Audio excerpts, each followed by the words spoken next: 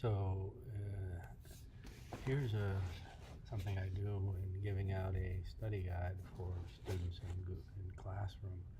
Um, I set up the study guide with it actually has an outline, and the outline is the different parts of the system. But when the students come in, I actually have them. I put a little note up here on teaching them how to use the paint format, so they can select their correct answers, and then when they do that and highlight the correct answers, um, it automatically fills it out on the outline, so I can quickly go through and see how they've done.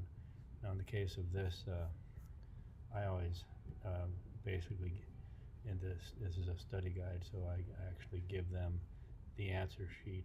It's more of a assessment for them to see how they're doing, but that's an interesting way that Google Classroom lets me jump around through the document pretty quickly.